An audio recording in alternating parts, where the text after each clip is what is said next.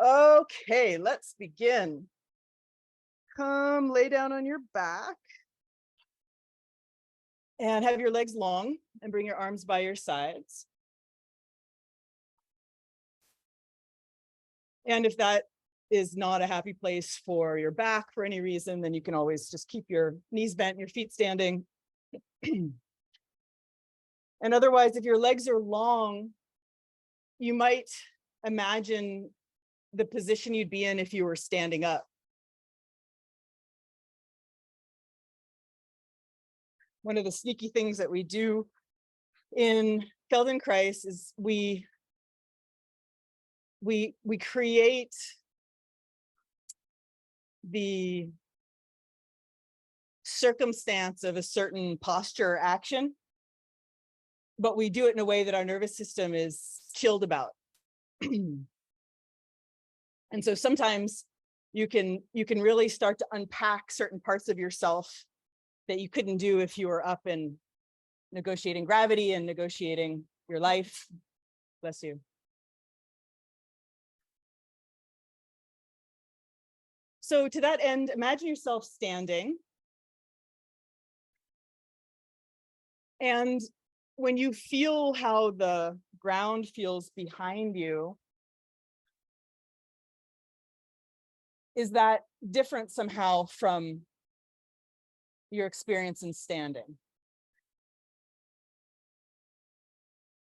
Another fun tool that we have with Feldenkrais is that we get to see ourselves better from the back.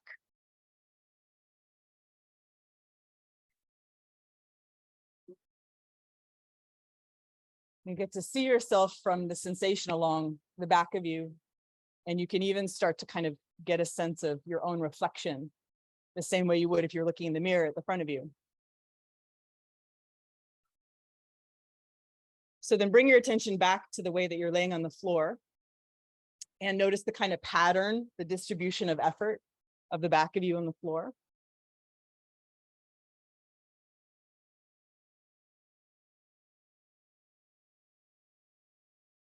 And if you bring your attention to the parts of you that are laying the fullest on the floor,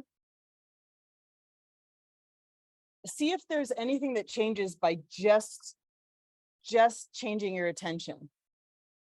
So for example, one side of your pelvis is heavier than the other. Just pick one place that's distinctly heavier than another place and just rest your attention there for a few moments.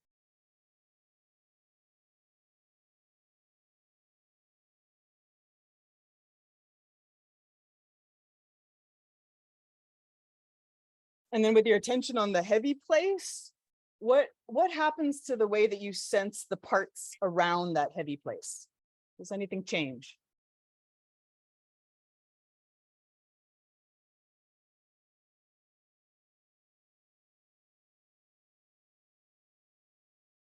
And then try it with something else, maybe a shoulder blade, maybe your head. Find another part of you that's quite clearly, firmly resting on the floor. And focus your attention there.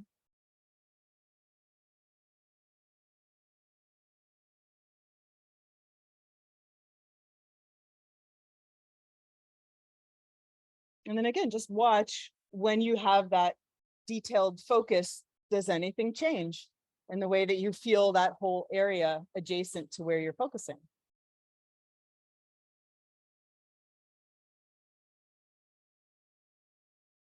And you might say, no, not really. And it's okay because you're still engaging in our little neurological game here. So as we get going, there will be variations in this lesson that inevitably will be to some degree challenging. And the crux of what we're doing is learning to feel differences, not achieving excellence in our movements. So try to remember this moment in the way that you're playing with your own attention, and see when you're doing movements that are potentially challenging or even not challenging, if you can kind of come back, remind yourself to come back to this state of observing as opposed to achieving. Yeah. Now bring your attention to the way that you're breathing. And what do you notice about that?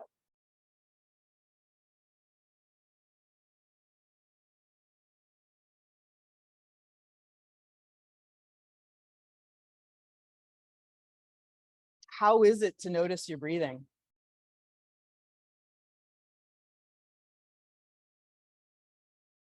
Some of you might find that when your attention's on your breathing, there's like a little curtain. I think of it like a little emotion curtain. And some of you might find that when you change your attention in this way to your breathing, that I mean, whether you pull the curtain back or not, I don't know, that's your thing, but just see if there's like almost another, I don't know, like a little doorway or a little window into some next layer of yourself. And again, yeah, maybe not, but you're just listening.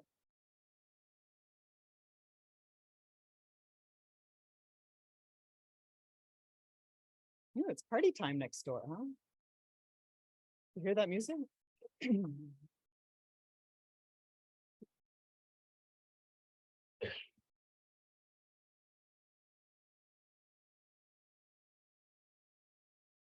All right, now leave all that for a moment and bring your two arms up alongside your head on the floor.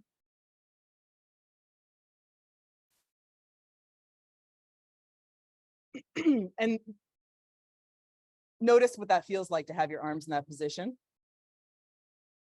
And if you find that your arms are floating or your elbows are floating, then adjust your arms as much as you need until your wrists come down and your elbows come down. And again, just take note of how it feels, how your chest feels, your back, your neck, your breathing.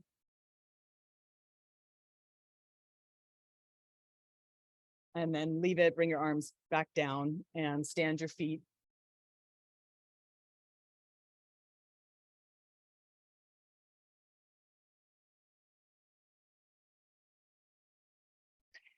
And first, widen your feet about the width of your pelvis, maybe a bit wider. And very gently start to tilt your two legs to the right and come back.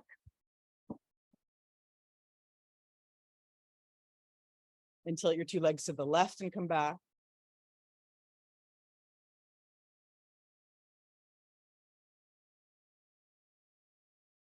And as you continue like that, notice the distance of your feet to one another and make any adjustments that you want so that when you tilt your legs to the side, one leg turns inward a little bit.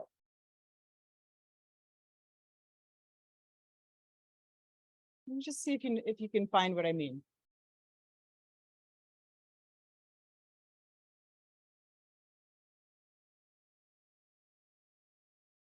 And then play with it a little bit. Try doing the movement with your feet close together and see what that feels like.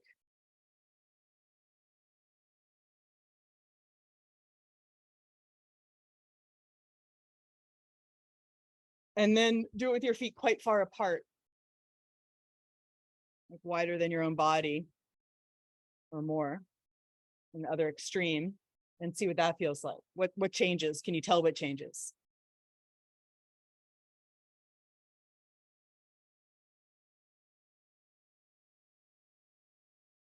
And then see if you can find your groovy spot wherever your feet are relative to your bum, relative to each other. The tilting your legs is kind of like your, yeah, that's good.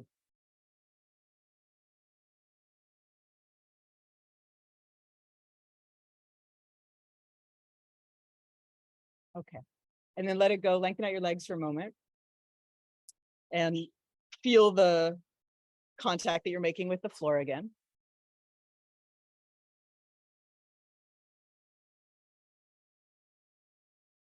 And now stand your feet about hip distance apart and start to press into your two feet just lightly. And then, press and stop pressing, press and stop pressing. And see if you can do it in such a way that your pelvis responds, not to lift off the floor, but to maybe sort of tilt or shift back a little bit. And you might feel that when your pelvis tilts back, that there's kind of like a movement, transmission of force that goes up to your head.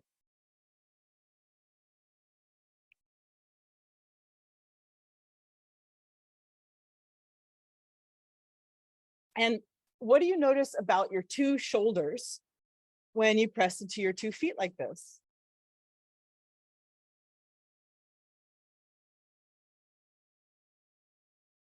What do you notice about the feeling at the base of your neck?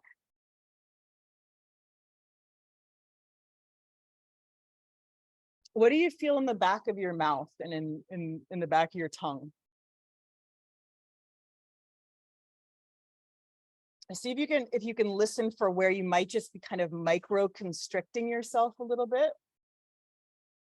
And a lot of that is there because your nervous system thinks it should be and has good reason. And some of it you might discover, oh, you know what? I don't really need to do that. So you might even like part your lips a little bit. You might kind of soften your cheeks or your tongue. You might find a little bit more space in your chest and your belly, your inner thighs, your feet, your hands. Again, you're just looking for your groovy, you're just pressing your feet, letting your pelvis tilt back a little bit, and trying to get some kind of sense of how in the world does something going on with your feet influence what's happening with your chest and your shoulders and your neck.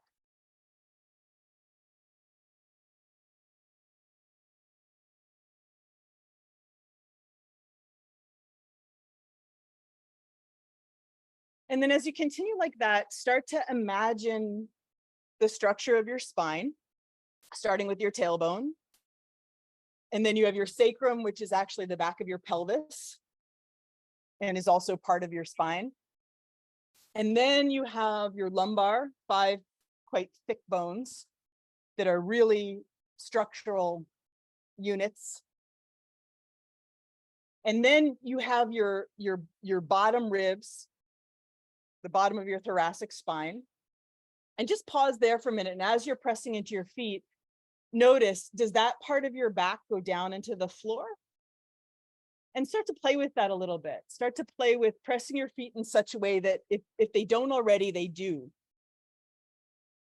And if you're like, I don't know what my floating ribs are, then you could even feel a little bit along the sides of you for the arc of your rib cage. And you'll feel the arc that goes from your chest, like I always call it 2 curtains, right? That goes from your chest around your back. And then some of you might actually be able to feel that there's these 2 ribs that just stick out on the sides and they don't connect to your chest. And some of you might get surprised at where those floating ribs are relative to the way you think of your back.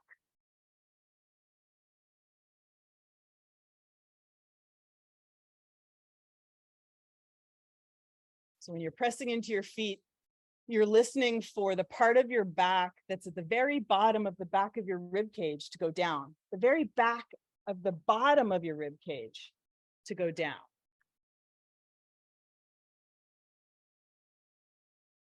Yeah, and some of you, very clever, some of you are discovering in order for that part of your back to go back down, that your pelvis needs to lift a little bit. So I invite you to start to explore that, right? What's the degree with which you press your feet and your pelvis lifts so that that junction between your lumbar and your thoracic starts to go down toward the floor? And maybe it doesn't completely, right? You're just listening for it. You can start to feel your tailbone lifts, your sacrum lifts. The bottom of your lumbar starts to lift. You start elevating your pelvis toward the ceiling, but in this kind of like really gentle incremental way. And once you're leaning on the bottom of your rib cage, then you lower your pelvis back down again.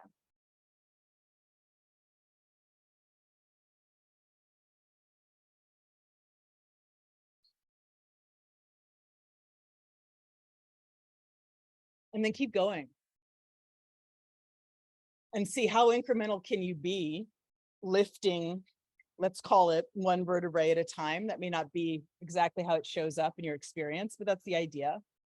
You lift your tailbone, you lift your sacrum, you lift one lumbar vertebrae at a time to the level of your bottom rib. And then you keep lifting as though you're leaning on each part of your rib cage.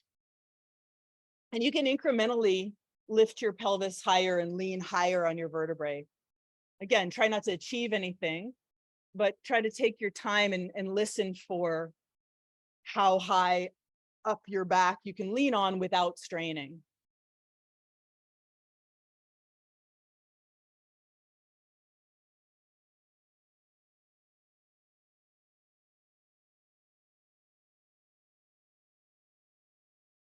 If you do secretly feel a little bit of strain and you've tried doing less, another strategy is to get clever about where your feet are and see if you're open to changing where your feet are and doing a little research there, you might find that the way that you elevate your spine bone by bone will change.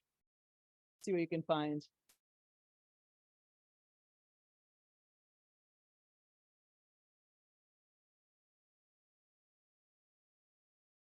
And now as you're kind of lifting your pelvis higher and higher and leading higher and higher up your back, what do you notice about your shoulders?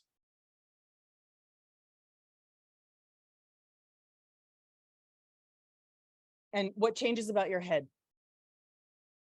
Are you inhibiting movement of your head in some way?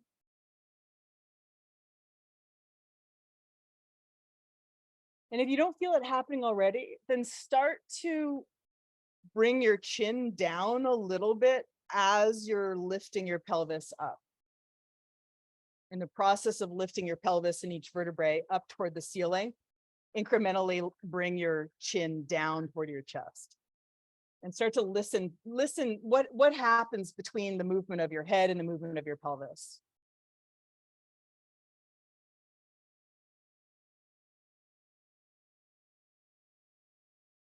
Okay, good. And then take a rest, bring your legs down, bring your arms down. Feel your contact with the floor and listen to if there's any little changes starting to happen in the way that you feel yourself.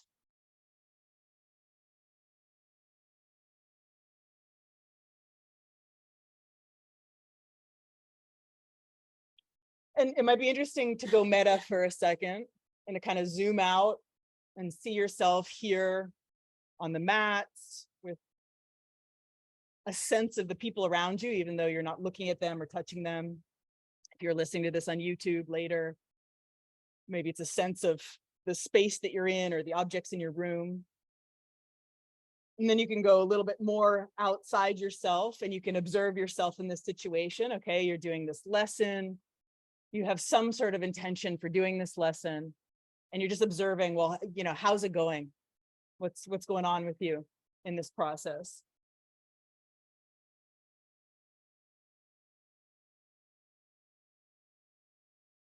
Okay, and then drop back into your sensation, into the feeling of your whole body resting on the floor, and bend your knees and stand your feet again.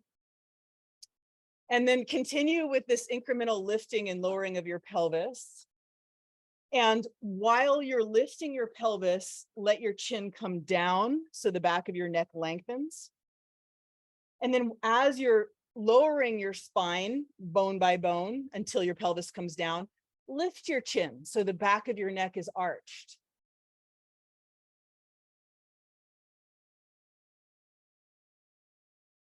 Your head stays on the floor. You lift your pelvis and bring your chin down, chin toward your chest. And then as you're lowering down, you bring exactly your chin away from your chest. Now, Stefan, you have like 3 vertebrae that you're working with there. I am sure that if you take your time, you're going to find that you can excavate quite a few more vertebrae. And you're all Stefan. I'm speaking to all of you, right? No, you're not really. It's okay. Don't worry. Right. So in the process of doing this with your head, what changes in the pressure of your upper back, especially that mysterious area for most of us between your 2 shoulder blades? Yes, exactly. Oh, some of you have a chest that moves. That's so exciting. Look at that. Think of the possibilities. with a mobile chest. Yes, and you can seek your pleasure. You can try to find something that feels good. Yeah. Who knows? Maybe opening your chest is actually a nice thing. Yeah. Or maybe just for a little while. Okay, good. Let it go. Take a rest again for a moment.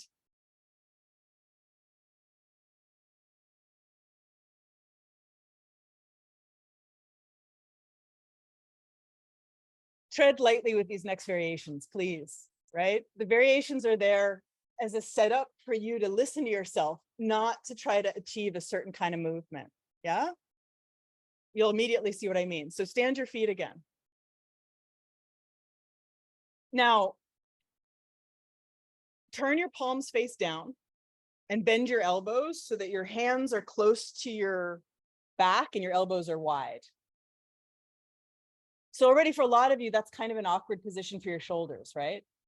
So investigate if you can lift your pelvis and slide your two hands underneath your low back.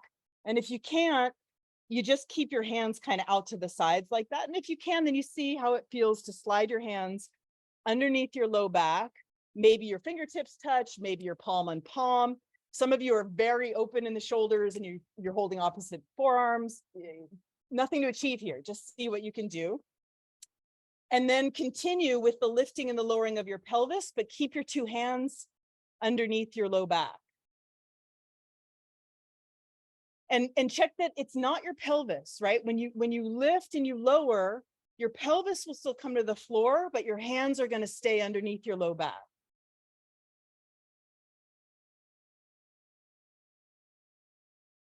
And then just rest for a couple moments with your hands underneath your low back and your pelvis on the floor, and take a few breaths there. And again, just make sure you're not straining in your shoulders. It's important. You need those guys for later.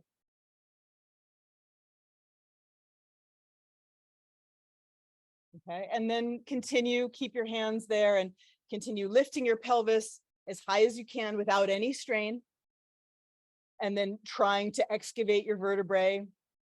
And remember that you can again use your head and neck to excavate those vertebrae coming down, going up. You could lower your chin, lift your chin. And you've got this funny constraint in your shoulders.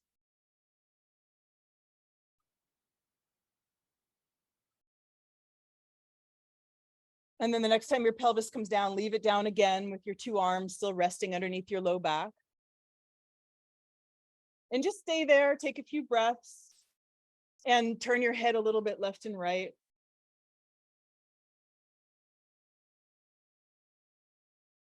And notice the two sides of your neck.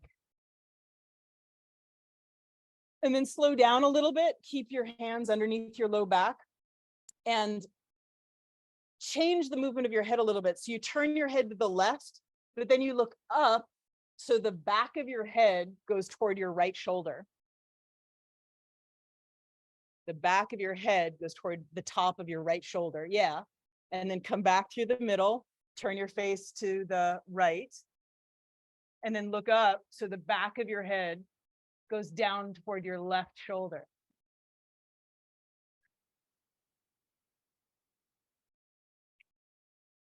And then go back and forth a little bit, right? The back of your head looks at the top of one shoulder. Yeah. And then the back of your head looks at the top of the other shoulder. Try not to push your teeth together. You might even open your jaw a little bit, open your lips, open your mouth. Like you're amazed, you're seeing something. Oh, wow, you're amazed, you're opening your mouth. Yeah. Why do I say that? Does it make a difference? Try. Keep your mouth really tight and press your tongue on your upper palate and see if it feels different in how you're able to move your head.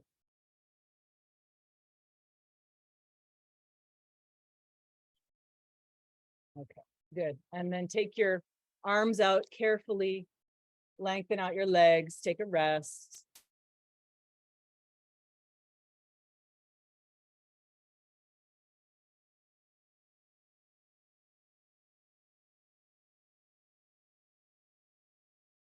Bring your arms up into that wide V situation, your arms up above your head, not above your head, alongside your head. Yeah. Now, some of you might notice that this feels different from when you did it the first time. Maybe not so much for others. Stand your 2 feet. Have your arms so that your elbows are able to rest on the floor, and your wrists, and your arms are straight without holding them straight. Yeah, comfortably straight. So maybe it's a very wide V, like a goalpost, not a goalpost. You see how much I know about sports? A wide V versus a narrow V. So your arms are straight. Now, same thing you've been doing, lift your pelvis and incrementally lift your back, lift the vertebrae of your spine, up and up and up and up. And some of you might find that you actually lean way up between your shoulder blades, right? So you see if you can feel those vertebrae, let your chin come down. Now stay there when you get there, right? Again, make sure you're not straining, and do a kind of an interesting thing. Stay up there, but push your feet so that you kind of, it's going to be like a bit of a ricochet. You're going to feel like a force goes a bit through your spine and your head might kind of bob. Now be clear about this. It's not fast and it's not up and down toward the ceiling and the floor. You're just pushing your feet. Your pelvis is more or less neutral, and you want to try to send the force to your head. And just send the force so your head kind of goes up and then returns. Right? You press your feet and you listen for the response in your head and then the return. You kind of press, listen for the response, and return. Press your feet, let it go through you, and then stop pressing your feet. Press your feet, let it go through you. And you keep your pelvis as high as you can without any strain in your back or anywhere else, yeah? And you take breaks whenever you need to take breaks, right? Don't wait for me to tell you to take a break. That's it. Try to find your pleasure. See if you can find something interesting. Okay. And then if you haven't lowered down, do lower down, just pause a moment.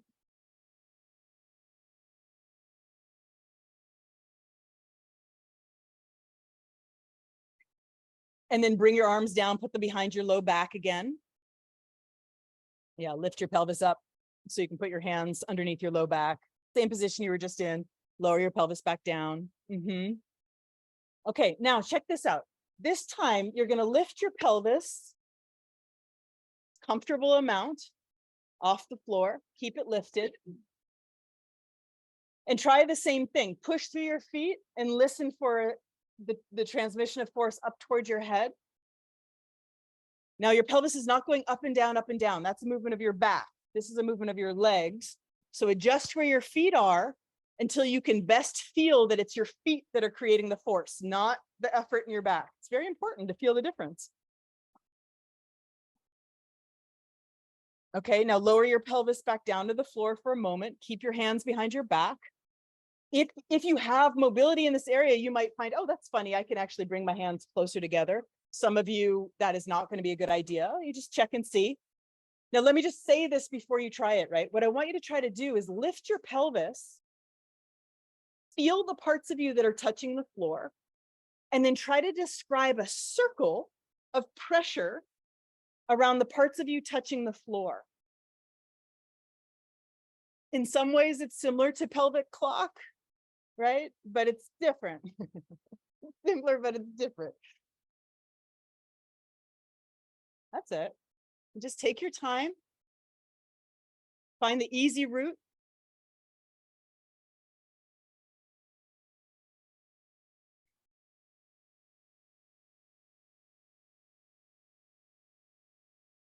All right, check that your head is free and your mouth is free.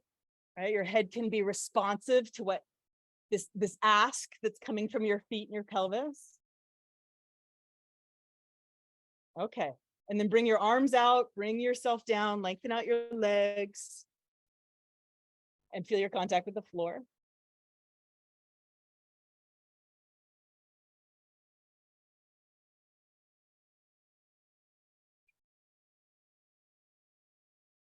Notice the width of your back.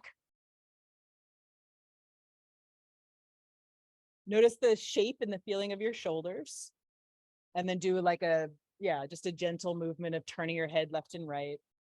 See how that feels.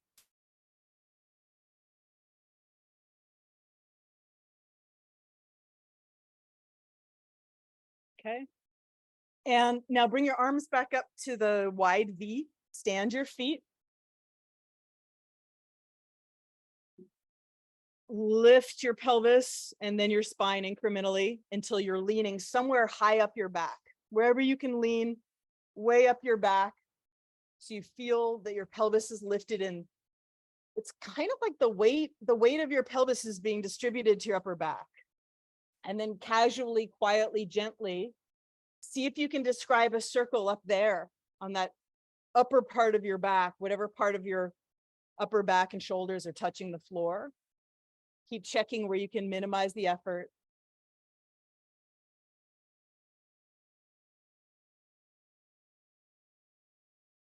Right, and see, as you're trying to figure out how to describe a circle of pressure in your upper back, do you start to feel some kind of circle on the back of your head? Where else do you feel a partial circle? How about your feet? Is there a circle of pressure on both your feet or one of your feet? You don't have to stay up. You can come up, come down, come up and try again. Just take your time, make it your own. And just remember, all you're doing is getting to know yourself in a new way. You're feeling parts of yourself in a way you probably don't usually feel yourself, right? And then later that contributes to the overall image that you have of yourself when you go about your day.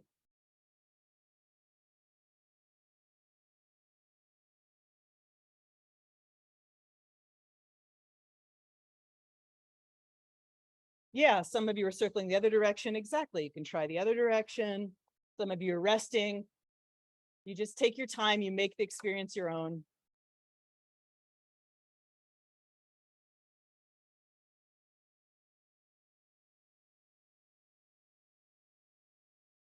Okay, and then if you're not resting, bring yourself down, bring your arms and legs down, and take another nice rest.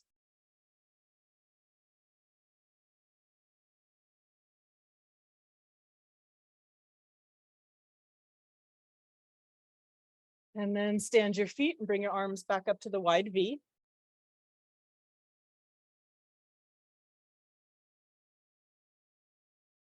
Let me describe this first, yeah? And then just take your time to explore. So a few variations ago, you were doing this kind of unusual movement of your head, where you're bringing the back of your head toward one shoulder and then the other, right? So just as you are here, try that. Bring the back of your head kind of toward one upper arm and then come back. That's it. And then bring the back of your head towards your other upper arm. Yeah. And come back. And see what your spine feels like from your head downward to your pelvis.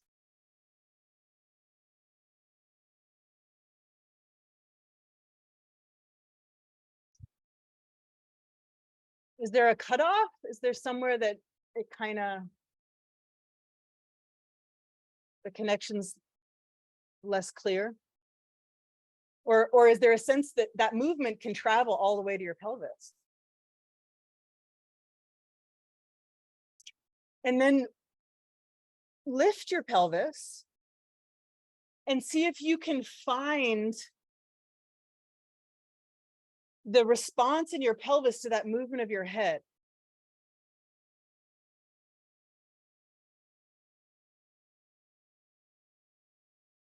You could try translating your pelvis a bit right and left. What shape are you making with your spine, right? You're doing a movement with your head and with your pelvis. What are you asking your spine to do to coordinate those two parts? Can you tell? Is it a C curve? Is it a rotation? Is it extension or flexion?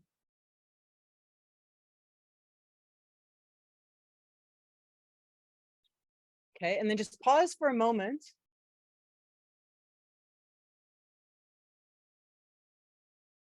And imagine something fabulous and small that's very close to your hands, but not quite close enough. Let's just have it by your right hand. And what you're going to see is if you can lift your pelvis and start reaching a little bit with your right hand, right arm for that fabulous little thing on the floor. You're going to turn your face to look toward what you're reaching to. Let the back of your head start to go back And just notice, what do you do with your left arm when you're reaching your right arm? And then that precarious thing just floated over to your left hand. It's just out of reach of your left hand. You don't want to disturb it or grab it. You just want to quietly lengthen and reach for that thing. You want to look at it. Yes. How do you use your pelvis? Keep your pelvis nice and lifted, right? Keep your pelvis nice and lifted. Can your pelvis be higher than your head? Yes. Right? Free your throat, free your mouth, free your nose. Find your pleasure.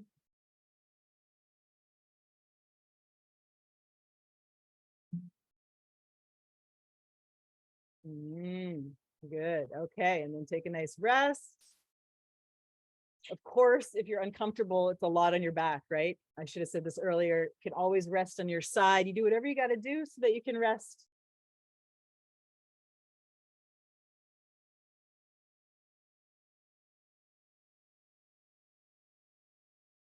What differences can you notice? What's changing about your experience of laying on your back?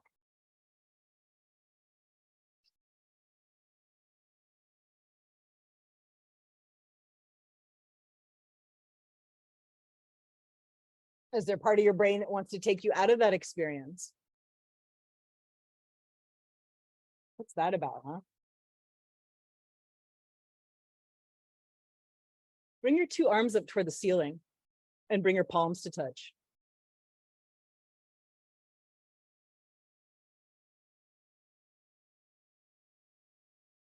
Now, try to keep your arms comfortably straight and your palms comfortably together. Your legs are still straight at this point.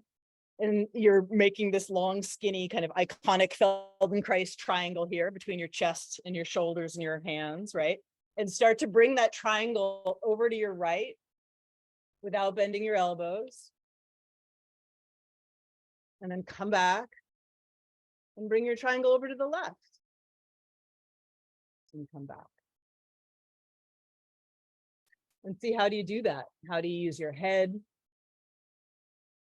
What goes on with those lower parts of your spine that are kind of tethered to the floor, right? Your legs are long, which limits the mobility of the lower part of your spine, right? So do you feel anything in your knees? Do you feel a sort of, I don't know, a desire in your knees, a changing of position in your pelvis or your legs? Yeah, and if you're not already, turn your face and your eyes in the same direction as your arms. Now, what stops you from just bringing your arms to the floor on the side? I mean, literally, I'm not challenging you. I'm asking you, feel what part of you stops you from being able to do that, right? Keep your palms together. You keep your arms straight. And now, as you're bringing your arms to the left, which knee do you bend a little bit to help you bring your arms more to the left? Try bending each knee and see. Just bending your knee out to the side, just out to the side. Just try. Your triangle goes to the left, and I'll just lead you. Exactly. So your legs are straight, but you bend your left knee out to the left as you bring your triangle to the left. Does that make it easier or harder to bring your triangle to the left? And then try, as you bring your triangle to the left, bend your right knee out to the right. Is it easier or harder to bring your triangle to the left when you bend your right knee to the right? Yeah. Find the coordination that supports you and then go for it. Let your triangle keep going to the left, to the left, to the left. Again, don't strain, but as much as you can. Yeah. You can bend your other knee a little bit too, but out to the sides, out to the sides. Yes. Yeah, try to bend your knees out to the side. Not straight toward the ceiling, but out to the side. Okay, yes, and some of you are eager to do the right side. Go ahead, bring your triangle to the right and see, how do you get your triangle toward the floor on the right? How do you use your knees? How do you use your pelvis? By using your knees.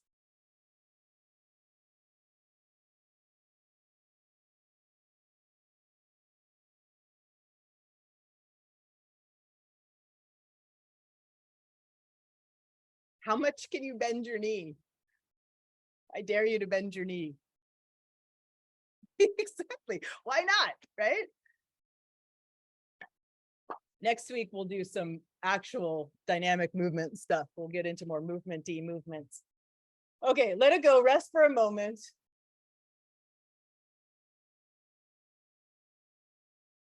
This is one of those big lessons. There's a lot of variations.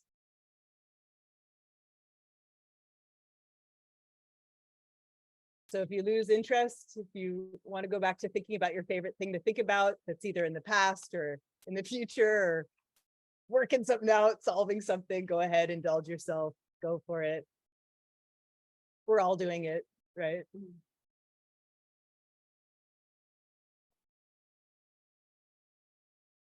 And then if you are still curious to explore another variation, then stand your right foot.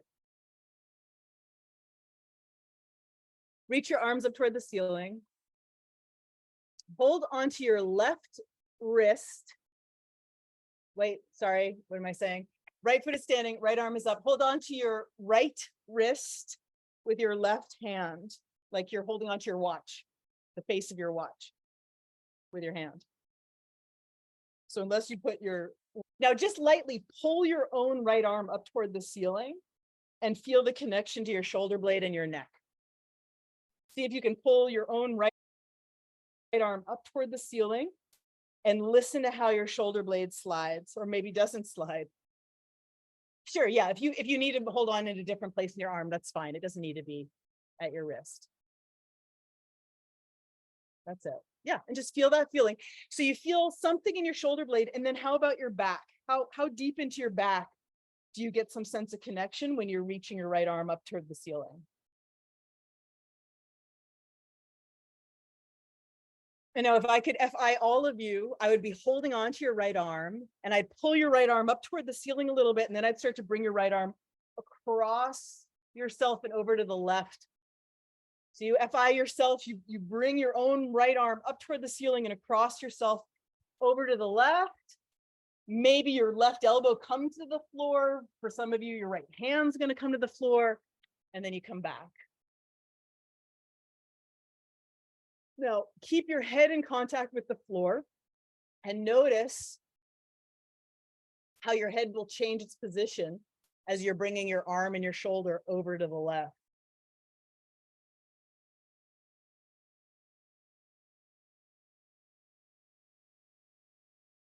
Could your right hand come to the floor? Can you bring your arm over enough for your right hand to touch the floor?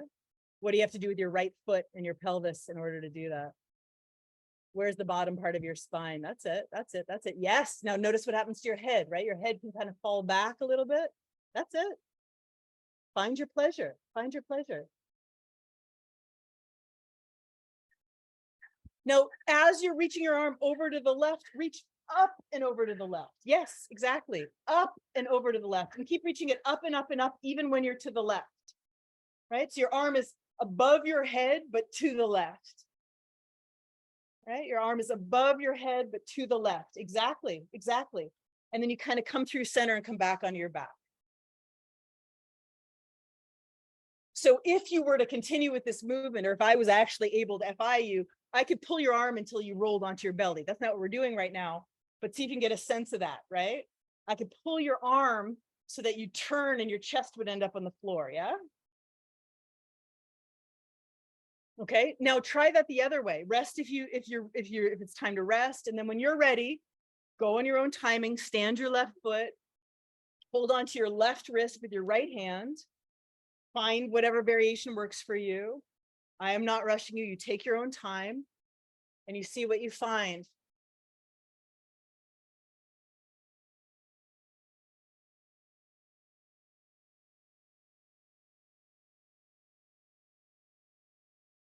How does your left foot connect to the lower vertebrae as your arms are connecting to your upper vertebrae?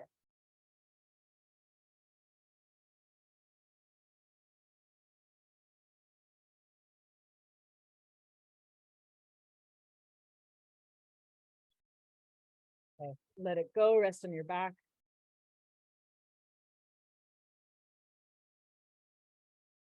Feel your contact with the floor.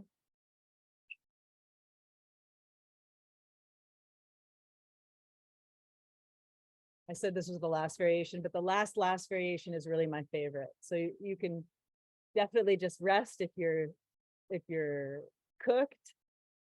And if you'd like to explore one more variation, really one more variation, then again, stand your right foot.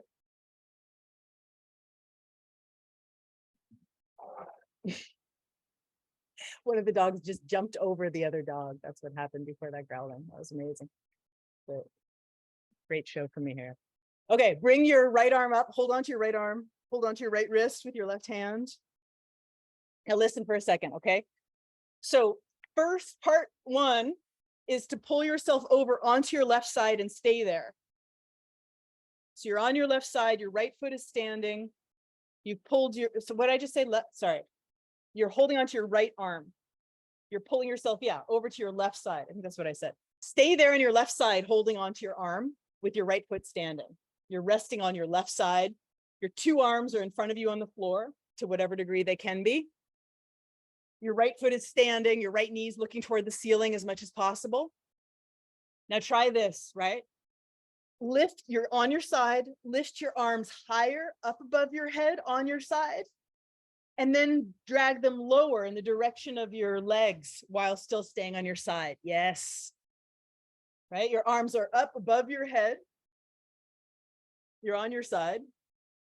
Yeah, hold on to your right arm with your left hand. Yeah, now pull yourself onto your side again, completely onto your side. Your arms in front of you on the floor. Good. Now with your arms there, change the angle of your arms relative to your body. Bring your arms upward, more above your head. No, not up toward the ceiling, up toward your head. Yes, exactly. Up, and then bring your arms down towards your knees. And so you're rounding your upper back and you're arching your upper back. Yes, your head and neck are still part of your spine, but stay on your side. Stay on your side and see if you can round and arch while staying on your side. Right? You can look up with your eyes towards your hands. You can look down toward your knees.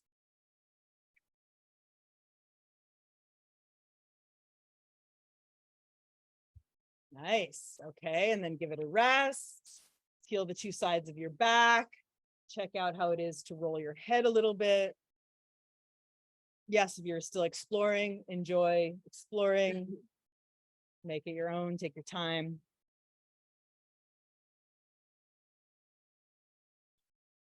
Okay, and then we're going to be a little bit more precise on this side. So stand your left foot. Hold on to your left wrist with your right hand. Pull yourself over onto your right side. Pull your left arm over, pull your right arm over. You're on your right side, but you're still holding onto your arms, which are in front of you. Your left foot is standing in a sensible place to stay connected to your spine. Good. And then it's kind of like a morning stretch or something. Reach your arms more upward. Let your belly come forward. Look upward, right? See if you can open your chest, open your throat. Nice. And then keep your arms long, but bring them forward and down, forward and down. Look down. See if you can round your upper back, soften your chest. Yes. Use your eyes. Use your eyes. Look up, look up, look up, and feel how does your spine change? Yes. And then look down, look down, look down, look down. How does your spine change? Find your pleasure. Find your pleasure, right? Lean into the floor. Don't hold yourself up away from the floor. Use the floor. Use gravity. Yeah? Yeah. Exactly.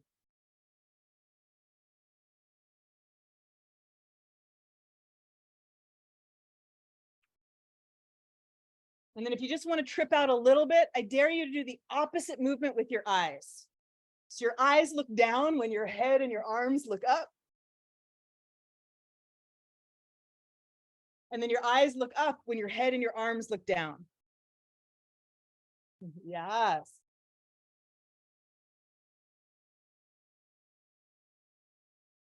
Feel the movement of your spine, right? Feel how your spine changes.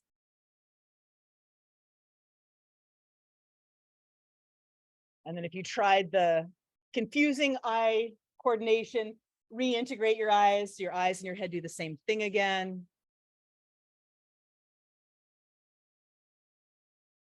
free yourself up a little bit more, maybe get a little bit more playful. These are the last moments of the lesson. Make it your own. Some of you are switching sides. Yes, why not?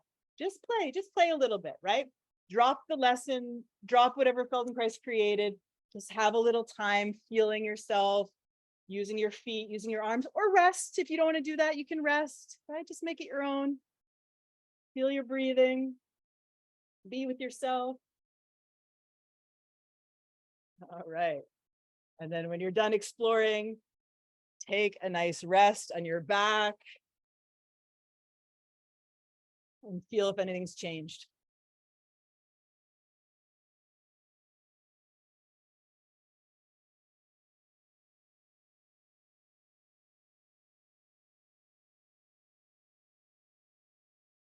Roll your head a little bit, see how that's come along. Feel again, bring your arms up wide in that wide V and just see if you can remember what it felt like the first time I asked you to do that. Some of you might notice that your arms are in quite a different position at this point in the lesson. Maybe you're not quite sure, just check and see if you notice any differences there.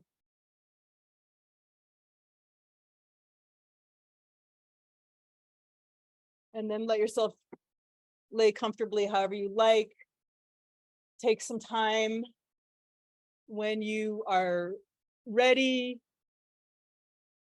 See how it feels to stay with yourself and be upright, standing, walking around a little bit. We didn't do that at the beginning, but you probably remember what it felt like to be you before the lesson.